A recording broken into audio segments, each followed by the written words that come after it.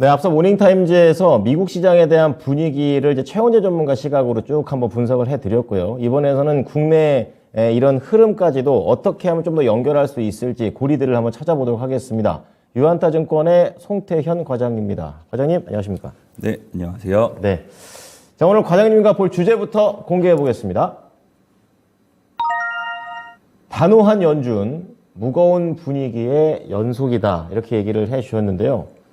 이분들은 진짜 완전히 매파로 자기들끼리 말을 맞춘 것 같습니다. 계속해서 이런 분위기를 만들고 있는데요. 시장 분위기 어떻습니까?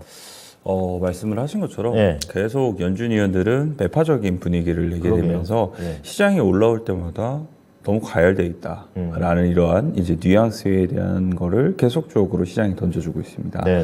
물론 그런 부분이 지금 사실상 많은 기대가 꺾이고 있고 뭐 이런 부분도 있기는 하겠지만 어쨌거나 수급적으로도 지금 미국의 이 금요일날 시장이 선물 옵션 만기였었잖아요. 그랬죠. 뭐 그런 부분에 있어서 생각보다는 변동성은 적었다는 평가가 많았었고요.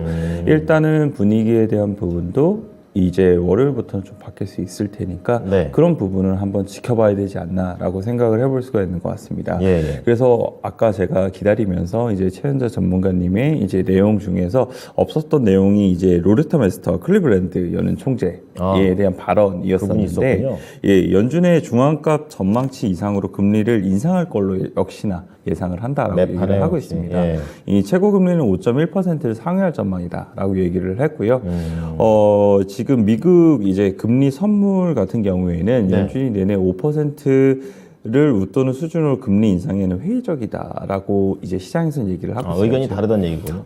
시장에서는 이 내년에 연준이 5%를 넘길 확률이 낮다라고 이제 생각을 하고 있고요. 계속적으로 네네. 뭐 연준이 계속적으로 이런 발언이 나온다 하더라도 네. 지금 6월달 보게 되면은 5에서 5.25%까지에 대한 확률이 사실 20% 정도 맞네요. 남짓이거든요. 그만큼 시장에서는 이제 연준 위원들이 지금은 이렇게 강하게 얘기를 하고 있기는 하지만 그래도 데이터와 계속적으로 이제 금리가 내려가게 되고 그렇게 되면은 충분히 좋아질 수 있다.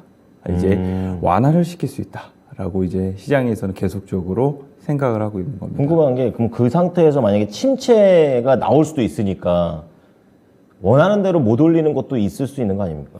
네, 그 부분도 지금 계속적으로 월가에서 제기가 되는 부분이 있고요. 그렇군요. 예. 지금 월가에서 나오는 평가를 보게 되면은 사실상 연준 위원들이 계속적으로 강한 통화 정책을 사용을 하게 되고 그 통화 정책으로 인해서 경기 침체가 오게 될 것이다. 그러니까요. 하지만 그 경기 침체가 완만할 것이다. 라는 게 지금의 월가의 이 많은 주장들의 대다수거든요. 그래서 이런 부분이 과연 어떻게 더욱더 무게추가 쏠리는지에 따라서 달라질 수 있는 부분도 있을 것 같고요. 그런데 예전의 흐름을 보게 되면은 이 경기 침체가 나올 때 있어서 완만한 경기 침체가 안 나온 적도 상당히 많았다고 해요. 그러니까 경착륙했다는 말씀이시죠? 뭐 이제 하드 랜딩이 많이 되게 되는 거죠. 그래서 그런 부분을 조금은 너무 긍정적으로 생각할 필요도 없다라고는 부분도 좀 말씀을 좀 드리고 싶습니다. 좀 더 이게 밸런스 있게 좀 생각을 해보자라는 얘기를 해주셨습니다. 그럼 시장에서 여러 가지 얘기들이 나왔는데요. 이 부분 좀 다뤄보도록 하겠습니다. 어떤 얘기 나왔습니까? 일단 먼저 파인브리지 인베스트먼트에서는 이 미 연준이 금리 인상 사이클 종료 시 연방 기금 금리가 5%를 이제 상회할 것이라는 것이 점도표에 제시가 되게 되었고 정책 결정자들도 여기에 말을 보태고 있다라고 얘기를 하고 있습니다. 뭐 결론은 사실 월가가 예상을 했던 것보다 금리 인상 사이클이 계속적으로 견조하고 그리고 생각보다도 그 우리가 예상을 했던 5% 초반보다 금리는 더욱더 올라갈 수 있게 될 테니까 그런 부분은 증시는 결국 부정적이다. 라는 부분이 이야기가 많이 나왔었고요.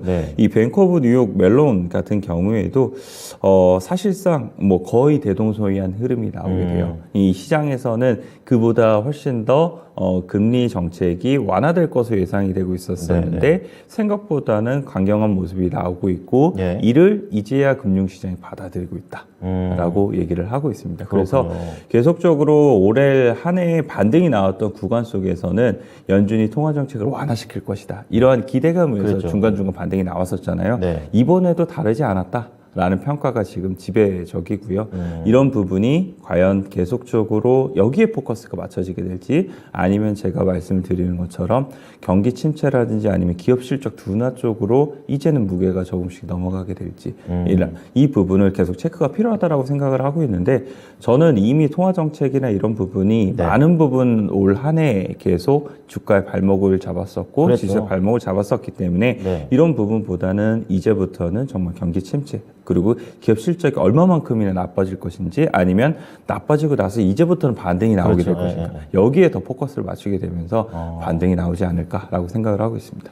한 걸음 더 먼저 생각을 하시는 거군요. 이제 시장에서는 그래도 조금씩은 희망 회로를 돌리면서 했었는데 그걸 연준 위원들이 계속 말로 찍어 누르는 그런 상황이 연출이 되고 있는 상황입니다. 그렇다면 이제 이런 것들을 봤을 때 앞으로 실적이나 이런 것들이 이제 안 좋게 나온 쪽으로 미리 좀 생각을 해서 투자로 좀 연결해 보는 게 좋지 않을까 이런 생각이 들고요. 지표 같은 경우에도 이날 그냥 다 안 좋았다라고도 볼 수 있는 것 같은데 어떻습니까? 뭐 이런 우려를 지표로서 지금 잘 나타내고 있다. 그걸 그렇게 연결해야 된다. 라고 이제 저는 생각을 하고 있고요.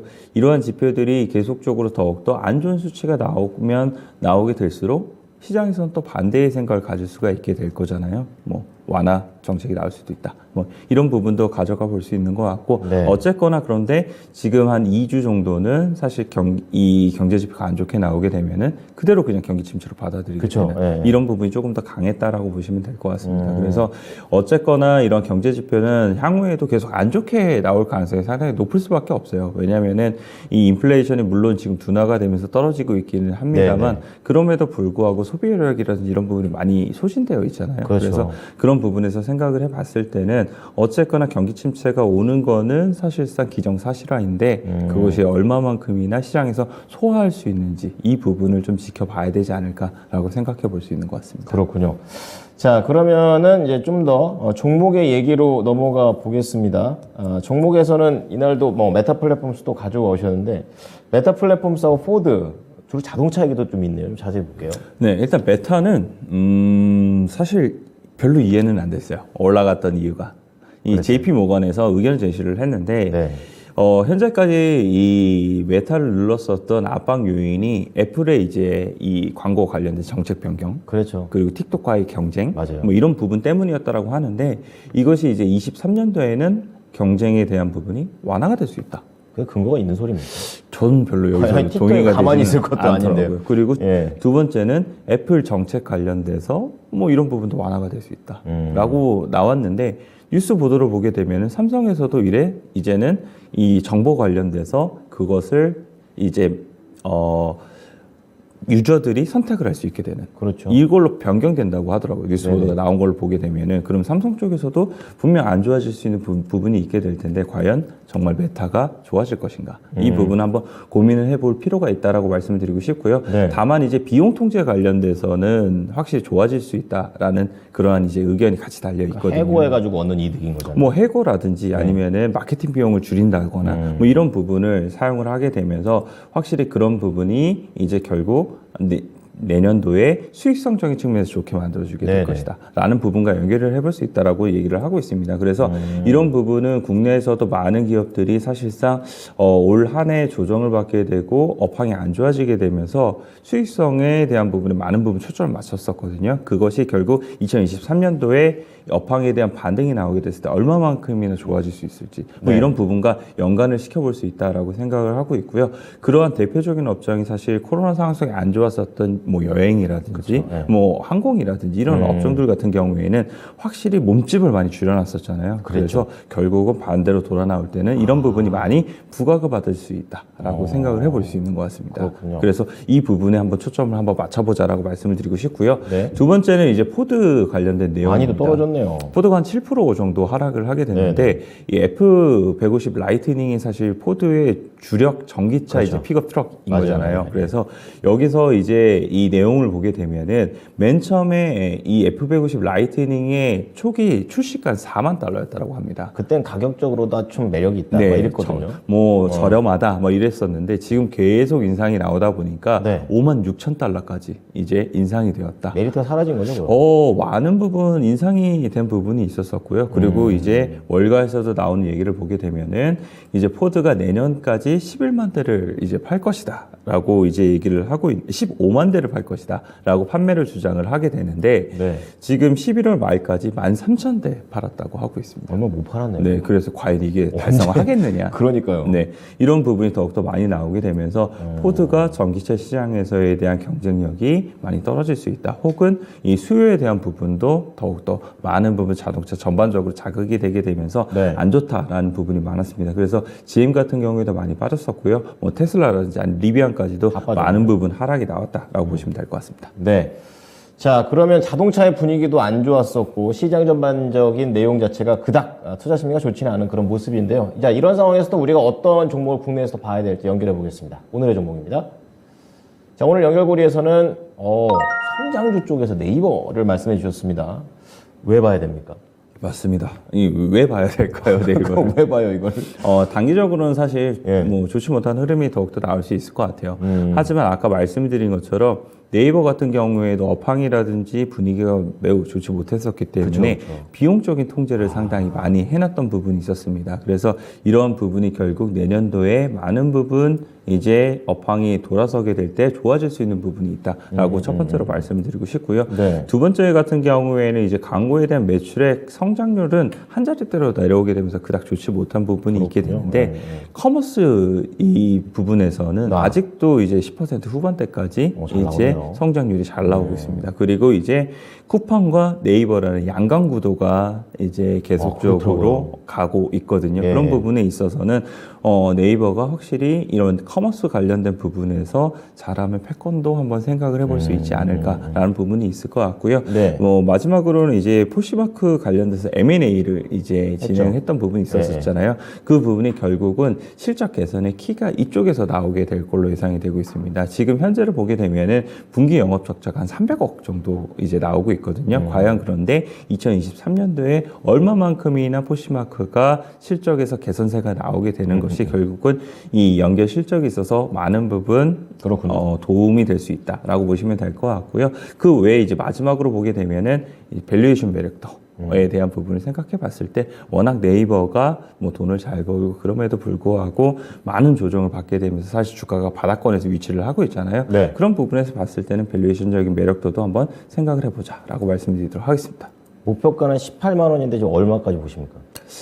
많이 생각은 어렵죠. 지금 그쵸. 사실상은 그래서요. 한 20만 원권 위까지만 올라온다 하더라도 그 정도. 일부는 정리를 하고 네네. 다시 한 번 더 이제 보시는 것이 맞지 않을까라고 생각을 하고 있고요. 정말 나는 장기적인 관점에서 본다라고 하시는 분들 같은 경우에는 뭐 충분히 더욱더 가져갈 수 있는 여력은 있지 않을까라고 생각을 하고 있습니다. 네. 네이버 잘 보겠습니다. 감사합니다. 네, 감사합니다.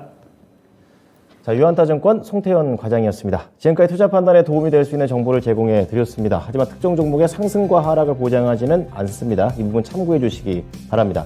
자, 이번 주도 힘차게 시작하십시오. 고맙습니다.